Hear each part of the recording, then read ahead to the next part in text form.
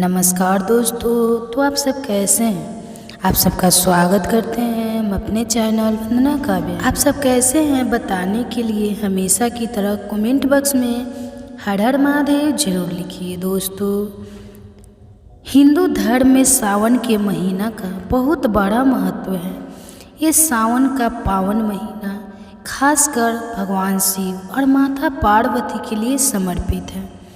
दोस्तों, कुछ ऐसे है ना चीज़ जो केवल सावन के महीने में ही किया जाता है और सावन के महीने में एक खास करने से माता पार्वती और भगवान शिव के आशीर्वाद प्राप्त होता है। तो दोस्तों, इस वीडियो को आप पूरा देखें और इसका पूरा ज्ञान लें, क्योंकि आधा अधूरा ज्ञान ना लें, क्योंकि आधा अधूरा ज्ञान हमेशा अधूरा ही ज्ञान रहता है।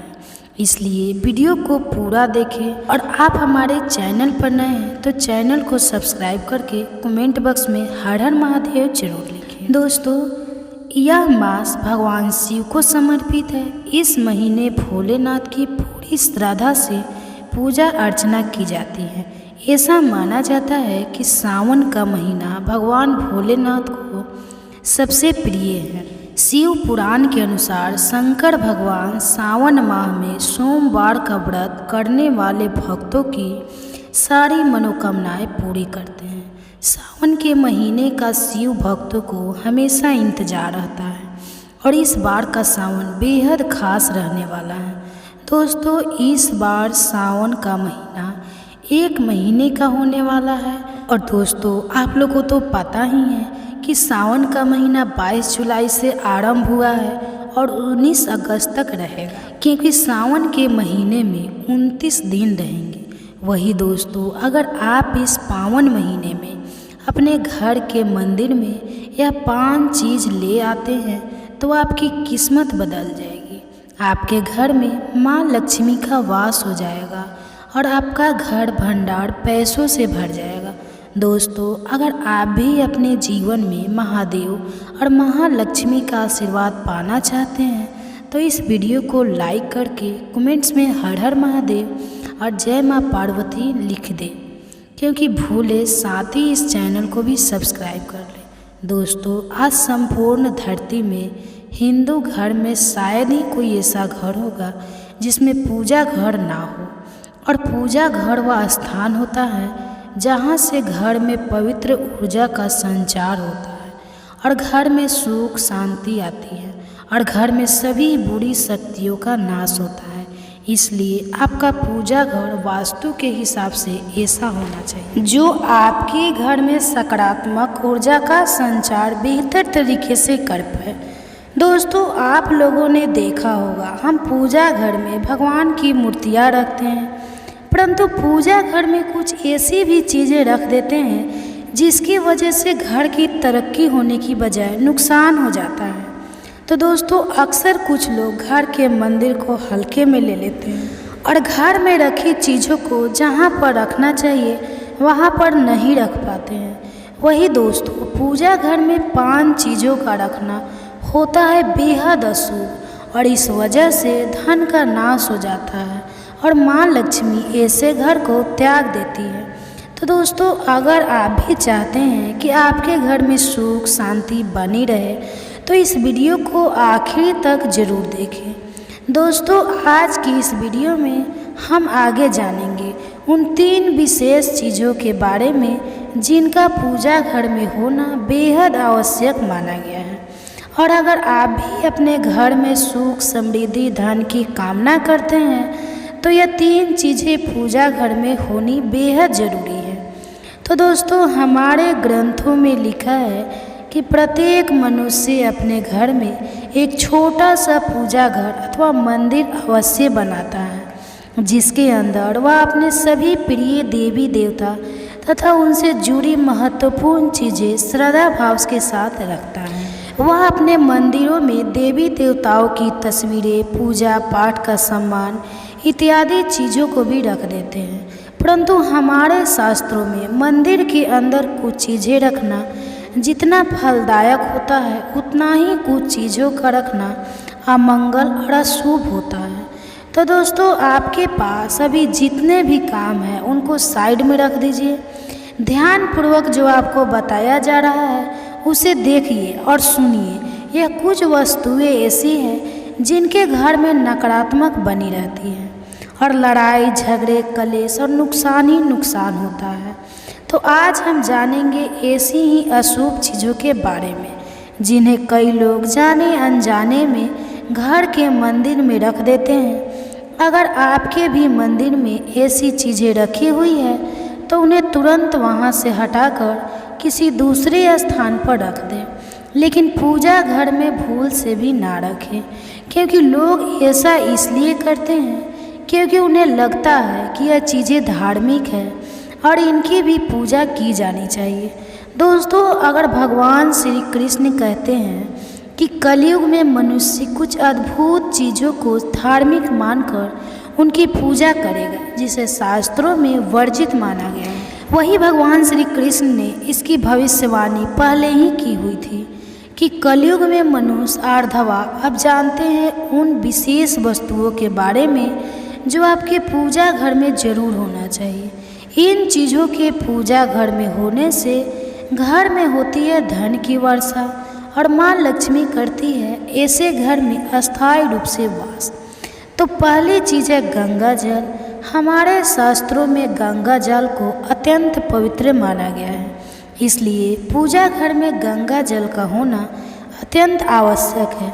गंगा नदी सभी पापों को नष्ट करने वाली है, इसलिए अगर आपके पूजा घर में एक तांबे के लोटे में ये आप गंगा जल भर कर रखते हैं तो इससे आपके पूजा घर की शुद्धता बनी रहेगी और आपको आपकी पूजा का संपूर्ण फल प्राप्त होगा। दोस्तों दूसरी चीज़ है कल। शास्त्रों में कलश को पूर्णता का प्रतीक माना गया है, चाहे वह सत्यनारायण भगवान की पूजा हो, दीपावली हो, नवरात्रि का पर्व हो या फिर किसी भी प्रकार का उत्सव हो तथा मांगलिक कार्य हो। कलश की स्थापना किए बिना सब कुछ अधूरा माना गया है। पूजा में कलश का उपयोग देवताओं का आह्वान करने के लिए किया जाता है। ईश्वर के सामने तांबे के कलश में पानी भरकर रखना इतना शुभ होता है कि अगर हम अपनी रोज की पूजा करते हैं समय भगवान के सामने तांबे के कलश में पानी रख करें, उसका चमत्कारी प्रभाव हमें अवश्य देखने को मिलता है। इसलिए मुख्य रूप से तांबे के कलश का उपयोग करें। पूजा में अगर किसी सामग्री की कमी रह जाए तो परेशान ना हो या पूजा बीच में ना छोड़े। ऐसे में भगवान को चावल और फूल चढ़ाए और मन में ही उस चीज़ का ध्यान करें। दोस्तों प्लास्टिक की बोतल में या किसी भी अपवित्र धातु के बर्तन में गंगा जल कभी भी नहीं रखना चाहिए। अपवित्र धातु जैसे एल्युमिनियम और लोहे से बने बर्तन गंगा जल तांबे के बर्तन में रखना शुभ रहता है। केतकी का फूल शिवलिंग पर अर्पित नहीं करना चाहिए। किसी भी पूजा में मनोकामना की सफलता के लिए दक्षिणा अवश्य देना चाहिए। माँ लक्ष्मी को विशेष रूप से कमल का फूल अर्पित किया जाना चाहिए और अगर आप यह शुक्रवार के दिन करते हैं तो कई गुना लाभ मिलता है। इस फूल को 5 दिनों तक जल छिड़क कर पुनः चढ़ा सकते हैं। हमेशा इस बात का ध्यान रखें कि कभी भी दीपक से दीपक नहीं जलाना चाहिए। दोस्तों शास्त्रों के अनुसार जो व्यक्ति दीपक से दीपक जलाते हैं वो रोगी होते हैं। घर के मंदिर में सुबह और शाम को दीपक अवश्य लगाएं। एक दीपक घी और एक दीपक तेल का जलाना चाहिए। पूजा में दीपक सही जगह रखना चाहिए। घी का दीपक हमेशा दाईं तरफ, तेल का दीपक हमेशा बाईं तरफ रखें। जल पात्र, घंटा, धूप दान जैसे चीज़ें हमेशा बाईं तरफ रखनी चाहिए। घर पर पूजा करते समय खड़े होकर पूजा ना करें और ना ही सीधे ज़मीन पर बैठकर पूजा करें। पूजा करने से पहले हमेशा आसन बिछाएं और आसन में बैठकर ही पूजा करें। इसके साथ ही बिना सिर ढके भी पूजा नहीं करनी चाहिए। स्त्री हो या पुरुष पूजा करते समय हमेशा सिर को दुपट्टे या फिर रुमाल से रखना चाहिए। दोस्तों घर पर पूजा करते समय खड़े होकर पूजा ना करें और ना ही सीधे जमीन पर बैठकर पूजा करें। पूजा करने से पहले हमेशा आसन बिछाएं और आसन में बैठकर ही पूजा करें। इसके साथ ही बिना सर ढके भी पूजा नहीं करना चाहिए। स्त्री हो या पुरुष, पूजा करते समय हमेशा सिर्फ दुपट्टे या फिर रुमाल से रखना चाहिए। नमस्कार दोस्तों, तो आप सब कैसे हैं? आप सबका स्वागत करते हैं हम अपने चैनल वंदना काव्या में। तो आप सब कैसे हैं बताने के लिए हमेशा की तरह कमेंट बॉक्स में हर हर महादेव जरूर लिखिएगा। दोस्तों, आज हम बात करते हैं, इस वीडियो के माध्यम से जानेंगे एक बहुत ही सुंदर कहानी के बारे में, जो दोस्तों सावन के महीने में पति पत्नी को एकदम से नहीं करना चाहिए। तो दोस्तों, कैलाश पर्वत के शांत और दिव्य वातावरण में भगवान शिव और देवी पार्वती बैठे हुए थे। चारों ओर हिमालय की ऊंची चोटियां और बर्फीली हवा का स्पर्श उन्हें और भी अधिक दिव्य बना रहा था। तब देवी पार्वती ने भगवान शिव से एक प्रश्न पूछा, हे प्रभु, मैंने सुना है श्रावण सोमवार के व्रत का महत्व सभी व्रतों से बढ़कर है। यह व्रत क्यों किया जाता है? इस व्रत को करने से कौन सा फल मनुष्य को मिलता है? तथा हे प्रभु, इस व्रत को किसे करना चाहिए और किसे नहीं? इस व्रत के क्या नियम हैं? कृपया आप मुझे विस्तार से बताइए। भगवान शिव ने मुस्कुराते हुए उत्तर दिया, हे पार्वती, श्रावण सोमवार का व्रत प्रत्येक मनुष्य को करना चाहिए। यह व्रत हर विवाहित स्त्री और अविवाहित युवतियों के लिए अत्यंत महत्वपूर्ण है। इस व्रत को करने से सभी प्रकार की मनोकामनाएं पूर्ण होती है। जो भी इस व्रत को करता है उस पर मेरी कृपा दृष्टि सदैव बनी रहती है। इस व्रत को करने वाले के सभी पापों का नाश होता है और उसे मोक्ष की प्राप्ति होती है। किंतु इस व्रत को करते समय नियमों का पालन करना अनिवार्य है। तो हे देवी, इस व्रत के नियम बताने से पूर्व मैं तुम्हें एक प्राचीन इतिहास सुनाता हूँ। जो भी मनुष्य इस कथा का श्रवण करता है उसके कोटि कोटि पाप नष्ट हो जाते हैं। उसे अनेक जन्मों तक श्रावण मास का व्रत करने का पुण्य इसी जन्म में प्राप्त हो जाता है। इसलिए हे पार्वती, तुम इस कथा को ध्यान से सुनो। इस कथा को सुनने के बाद तुम्हें तुम्हारे सभी प्रश्नों के उत्तर मिल जाएंगे। देवी पार्वती कहती है, हे प्रभु, आपके मुख से इस कथा का श्रवण करना बड़े सौभाग्य की बात है। कृपया आप मुझसे वह कथा कहिए, मैं इसे ध्यान से पूरा अवश्य सुनूंगी। तब भगवान शिव देवी पार्वती को वह कथा सुनाने लगते हैं। बहुत समय पहले की बात है। मध्य देश में एक अत्यंत शोभायान नगरी थी। उस नगरी में एक वैश्य रहता था जिसका नाम था धर्मदास। धर्मदास का व्यापार बहुत ही सफल था और उसे समाज में काफ़ी मान सम्मान प्राप्त था। उसके पास बहुत धन दौलत थी, परंतु वह अपने धन का उपयोग अच्छे कार्यों में करता था। धर्मदास की एक सुंदर पत्नी थी जिसका नाम सुमन था। सुमन एक पतिव्रता स्त्री थी और अपने पति की बहुत सेवा करती थी। वह हमेशा भगवान शिव की आराधना में लीन रहती थी और उनके आशीर्वाद की कामना करती थी। धर्मदास और सुमन दोनों ही भगवान शिव के बड़े भक्त थे और वे नित्य भगवान शिव की आराधना किया करते थे। फिर जब श्रावण का महीना शुरू होने वाला होता है तो सुमन ने एक दिन अपने पति से कहा, हे स्वामी, मैं श्रावण सोमवार का व्रत करने की सोच रही हूँ। इस व्रत के बारे में मैंने सुना है कि इसे करने से भगवान शिव की कृपा प्राप्त होती है और सभी मनोकामनाएं पूर्ण होती है। आप भी इस व्रत को करें जिससे हमारे जीवन में सुख शांति बनी रहे। धर्मदास ने अपनी पत्नी की बात सुनकर उत्तर दिया, सुमन, मैं तुम्हारी बात से सहमत हूँ। हम दोनों मिलकर इस व्रत को करेंगे और भगवान शिव का आशीर्वाद प्राप्त करेंगे। श्रावण मास का पहला सोमवार आया। सुमन ने पूरी विधि विधान से व्रत रखा। उसने सुबह स्नान करके भगवान शिव की पूजा की। धर्मदास ने भी व्रत रखा और भगवान शिव की आराधना की। इस प्रकार से सुमन और धर्मदास प्रत्येक श्रावण सोमवार के दिन भगवान शिव की पूजा आराधना किया करते और उपवास रखते थे। किंतु एक दिन उन दोनों से बड़ी भूल हुई।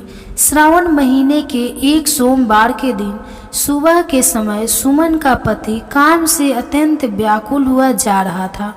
उसने अपनी काम इच्छा को पूर्ण करने के लिए सोमवार के दिन सुबह ही अपनी पत्नी के साथ संबंध स्थापित किया। यह बात उसे ज्ञात नहीं थी कि श्रावण सोमवार के व्रत के दिन ऐसा करना व्रत को भंग करने के समान होता है। जब धर्मदास ने श्रावण सोमवार के दिन सुमन के साथ संबंध बनाया तो उसी क्षण उसका व्रत टूट गया और उसे महापाप लगा।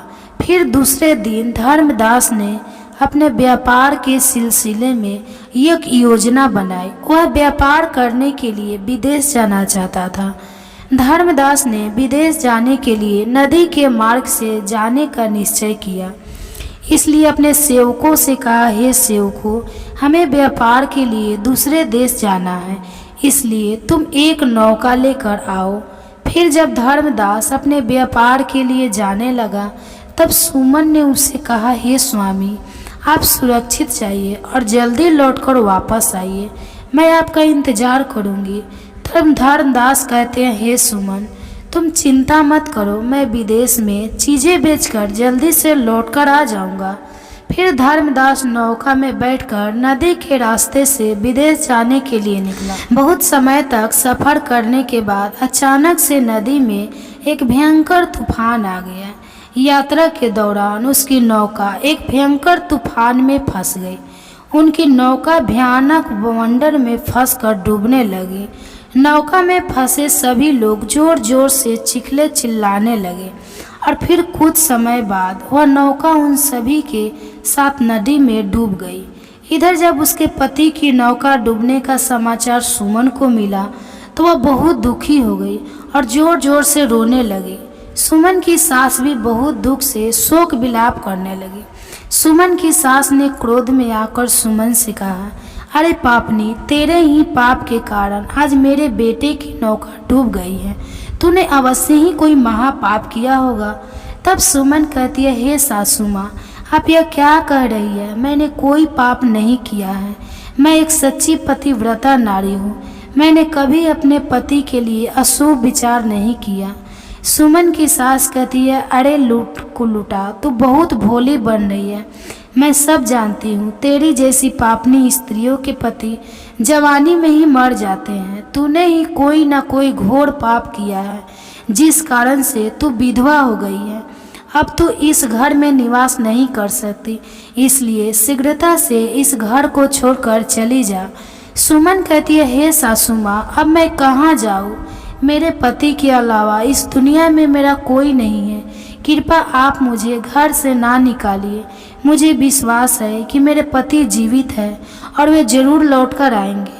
सुमन की सास कहती है, अरे दुष्टा, तू मेरे बेटे को खा गई और कह रही है कि मैं तुझे इस घर में रहने दूँ। तू अब यहाँ से निकल और कहीं पर भी चली जा। चाहे तू जिस नदी में डूबकर तेरा पति मर गया है वहीं जाकर तू भी मर जा। इतना कहकर सुमन की सास ने उसे मारकर घर से निकाल दिया। सुमन घर से निकलकर चली जाती है। चलते चलते वह एक जंगल में पहुंच जाती है। उसी जंगल में एक विशाल काय वृक्ष होता है। उस वृक्ष के नीचे सुमन को एक प्राचीन शिव मंदिर दिखाई पड़ता है। सुमन उस मंदिर के पास जाती है तो देखती है उस स्थान पर कोई नहीं है। सुमन शिवलिंग के पास जाती है और भगवान शिव से प्रार्थना करने लगती है, हे प्रभु, मुझसे ऐसी क्या भूल हो गई जिसका मुझे इतना बड़ा दंड मिला है। भोलेनाथ, आप तो दया के सागर हैं, समस्त चराचर को माफ़ कर देते हैं। फिर मेरे द्वारा ऐसा क्या पाप हो गया जो क्षमा के योग्य नहीं था। हे प्रभु, कृपया मुझे मेरी भूल के लिए करें और मैं पति की रक्षा कर। सुमन वहीं बैठकर बहुत देर तक रोने लगती है, लेकिन भगवान शिव उसका जवाब नहीं देते। तब सुमन सोचती है, यदि मेरे पति की मृत्यु के लिए मैं ही हूँ तो मूवित अधिकार नहीं। पतिव्रता स्त्री उसके पति के साथ ही मर जाना चाहिए। फिर सुमन अपने प्राण त्यागने के बारे में सोचने लगती है। वह भगवान शिव से कहती है, हे प्रभु, मेरे द्वारा जो भी पाप हुए हैं इसके लिए मुझे क्षमा करो। अब मैं अपने प्राण देने जा रही हूँ। मैं उसी नदी में कूदकर अपने प्राण को दे दूंगी जिससे मेरे पति की नौका डूब गई है। ऐसा निश्चय करके सुमन उस नदी के पास पहुँच जाती है जिसमें उसके पति की नौका डूबी थी। ऊपर से भगवान शिव यह सब कुछ देख रहे थे। जब सुमन उसके किनारे पहुँच गई और उसमें कूदने लगी, तभी भगवान शिव एक साधु का वेश धारण करके उस स्थान पर प्रकट होते हैं और सुमन से कहते हैं, हे पुत्री, रुक जाओ, यह क्या अनर्थ कर रही हो। सुमन देखती है एक साधु महाराज उसे रोकने का प्रयास कर रहे हैं। सुमन कहती है, हे मुनिवर, मुझे ना रोकिए, मुझे जीवित रहने का कोई अधिकार नहीं है। मेरे पति इस नदी में डूबकर परलोक जा चुके हैं, इसलिए अब मैं उनके पीछे जा रही हूँ। तब साधु कहती है, हे पुत्री, रुक जाओ, किसी भी मनुष्य को स्वयं के प्राण लेने का अधिकार नहीं है, यह महापाप कहा गया है। यह बात सुनकर सुमन कहती है, हे साधु महाराज, न जाने मेरे द्वारा कौन सा पाप हो गया है जिस कारण से मेरे पति मुझे छोड़कर परलोक चले गए हैं। तब वे साधु कहते हैं, हे पुत्री, मैं तुम्हारे बारे में जानता हूँ, इसलिए तुम चिंता और शोक छोड़ दो। तुम्हारे साथ जो हुआ है उसका कारण तुम्हें द्वारा किया गया पाप ही है। सुमन कहती है, हे साधु महाराज, कृपया बताइए, मेरे द्वारा ऐसा कौन सा पाप हुआ है और उस पाप का प्रायश्चित मुझे कैसे करना चाहिए। वे साधु कहते हैं, हे पुत्री, तुमने और तुम्हारे पति ने श्रावण सोमवार के व्रत के दिन ही संबंध स्थापित किया है। यही कारण है कि तुम्हारा व्रत टूट गया है और इसका घोर पाप तुम्हें लगा है। साधु की बात सुनकर सुमन को अपनी भूल समझ में आ जाती है और वह साधु से कहने लगती है, हे साधु महाराज, आप सत्य कह रहे हैं, मेरे और मेरे पति के द्वारा यह घोर अनर्थ हुआ है जिसको मुझे ज्ञान नहीं था। हे मुनिवर, कृपया अब मुझे बताइए, मैं इस पाप से मुक्त कैसे हो सकती हूँ और मेरा मेरे पति से मिलन कैसे होगा।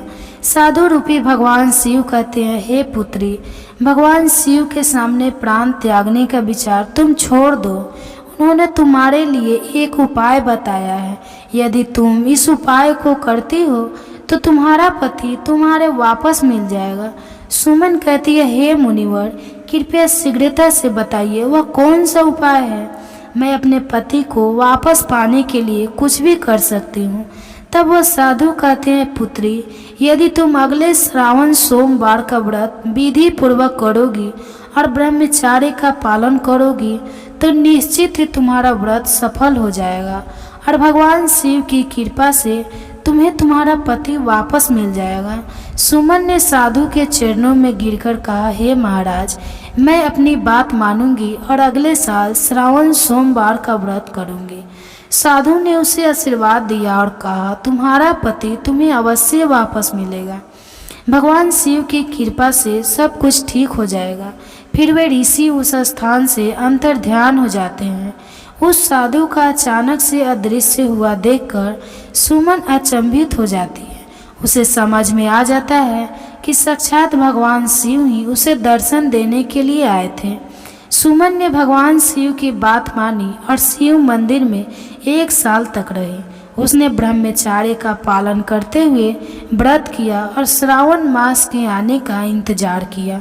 उसने दिन रात भगवान शिव की आराधना की और अपने पति की सुरक्षा के लिए प्रार्थना की।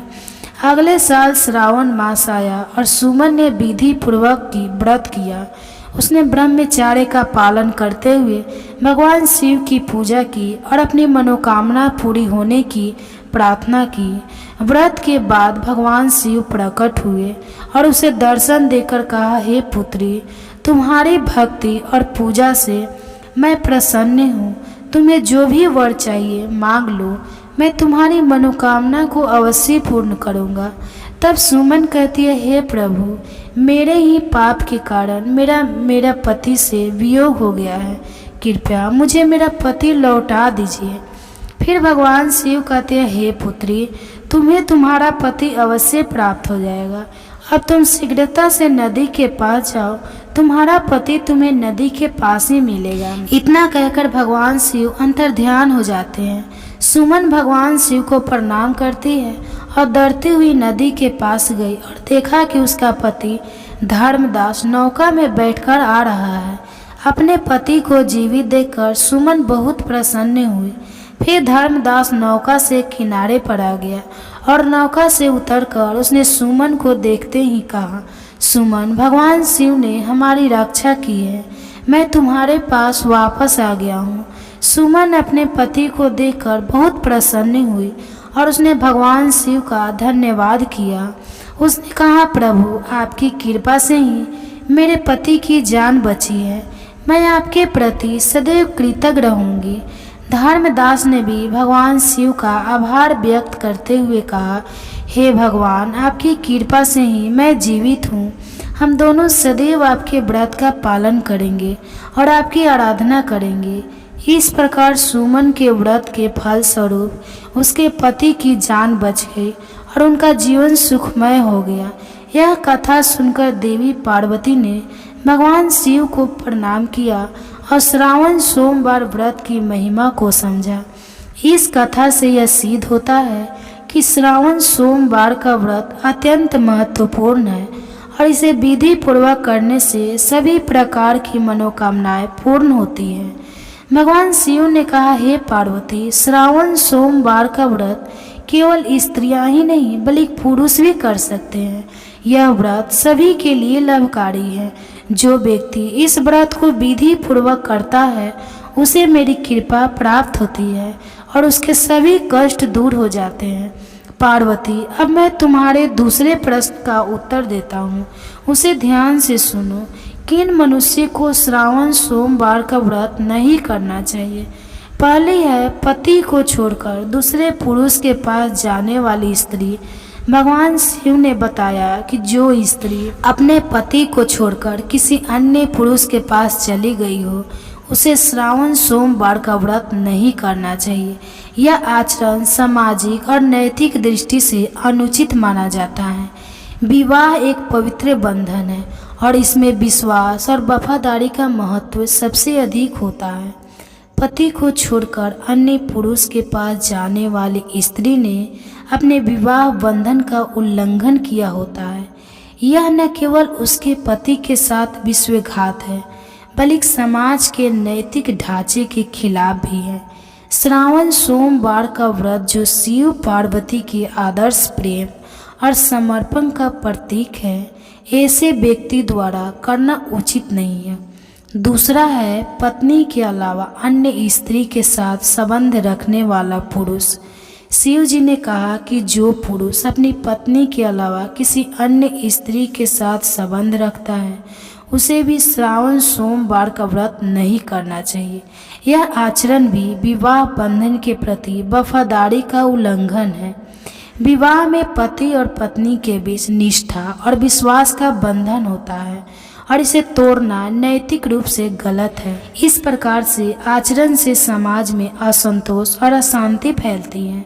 शिव पार्वती का आदर्श संबंध हमें प्रेम, विश्वास और समर्पण की शिक्षा देता है और इस व्रत का पालन केवल वह कर सकते हैं जो इन गुणों का पालन करते हैं।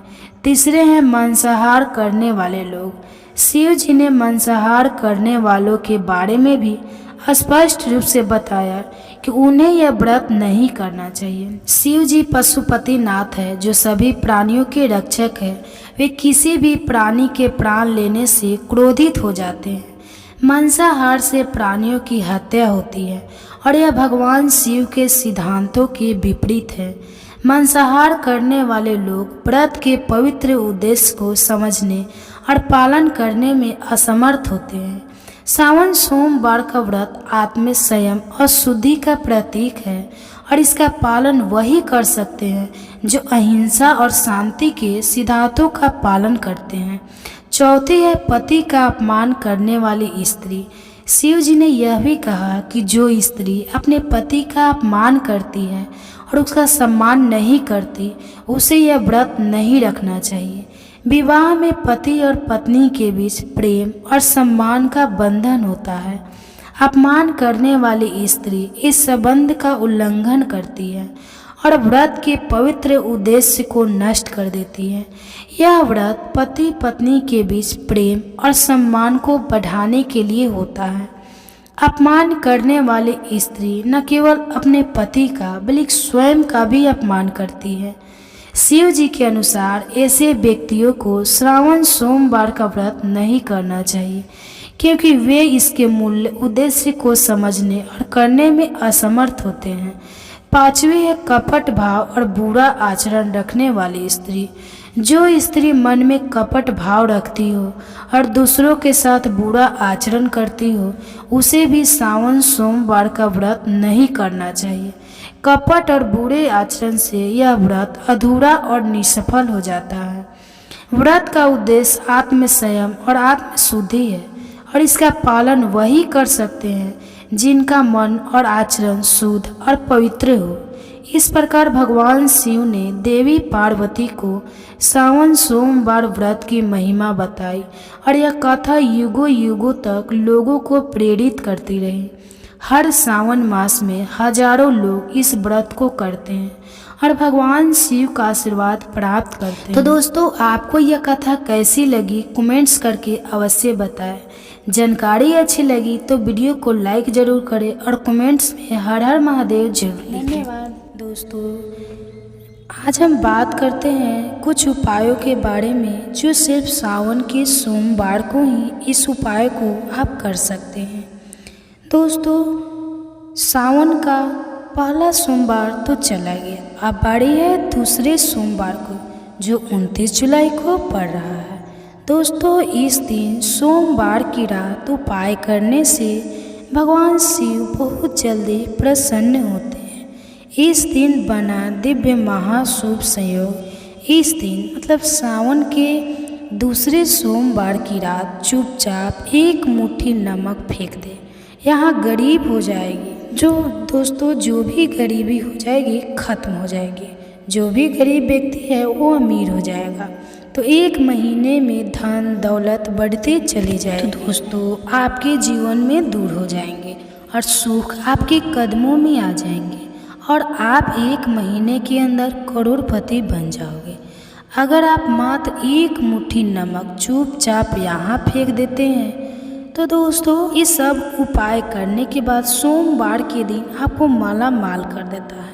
तो दोस्तों, माल करोड़पति बनने से कोई नहीं रोक सकता और साथ ही साथ आपका कोई भी बड़े से बड़ा दुश्मन भी हो जो आपसे जलता हो, आपकी सफलता को देखकर जलता हो, तो वह भी आपके सामने घुटने टेक देगा। इस उपाय को करने से दोस्तों, आज की इस वीडियो में आपको नमक से ऐसे अचूक उपाय बताने वाले हैं जो चमत्कारी उपाय है। तो सोमवार के दिन तो दोस्तों समझ लें आपके जीवन से तत्काल गरीबी खत्म हो जाएगी, क्योंकि सावन का सोमवार तो माता पार्वती और भगवान शंकर को समर्पित है। तो उनकी जिस पे कृपा बन जाती है वो तो भक्त माला माल हो जाता है। तो दोस्तों, जीवन के दर्द संकट है और आप एक महीने में करोड़पति माला माल बन जाओगे। तो दोस्तों, अपने फायदे के लिए पूरा वीडियो देखना।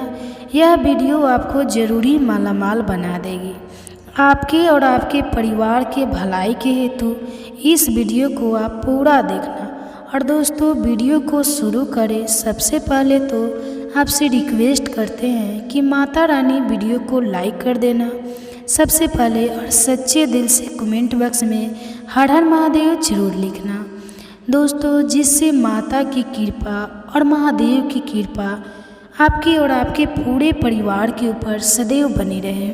तो दोस्तों, ज़्यादा से ज़्यादा वीडियो को शेयर जरूर करना, जिससे और लोग भी इस वीडियो को पूरा देखेंगे और उपाय को बारीकी से समझेंगे। तो यकीन मानिए आपके घर में माता दुर्गा दौड़ी चली आ जाएगी। आपके घर में माता दुर्गा का स्थायी रूप से वास हो जाएगा। तो दोस्तों, 13 दिशाओं धन की प्राप्ति होगी। तो नमक से जुड़े उपाय ध्यान से सुनना, जिस तरह बताए उसी तरह आपको करने हैं। तो दोस्तों, जैसा कि आप जानते हो, हिंदू धर्म में सावन के महत्व कितना होते हैं और सावन के सोमवार बहुत खास समझा गया है। इस दिन स्नान, दान, पूजा पाठ, तर्पण आदि करना लाभकारी समझा गया है। आपको बता दें कि यह वाली सोमवार के भी उपायों को आप करोगे तो दोस्तों, दरअसल इस समय में पड़ने वाली सोमवार, सावन का सोमवार 3 बहुत साल बाद संयोग बना है। तो दोस्तों, एक बार आती है और मान्यता है कि इस दिन जो मानव श्रद्धा कर्म करता है, अपने पूर्वजों की आत्मा की तरक्की के लिए, शांति के लिए जो भी उपाय है, उस मानव को संकट मुक्ति मिल जाती है। तो दोस्तों, जीवन के जो भी दुख, दर्द, संकट है खत्म हो जाते हैं, घर परिवार में खुशहाली आती है। तो दोस्तों, इस दिन मतलब सावन का सोमवार के दिन आपको ये उपाय करना है। उस दिन आपको जल्दी उठकर स्नान करना है। इस दिन पवित्र या सरोवर में स्नान करना बहुत अधिक महत्व होता है। अगर आप पवित्र नदी या सरोवर में स्नान ना कर सके तो घर पर ही नहाने वाले पानी में गंगा जल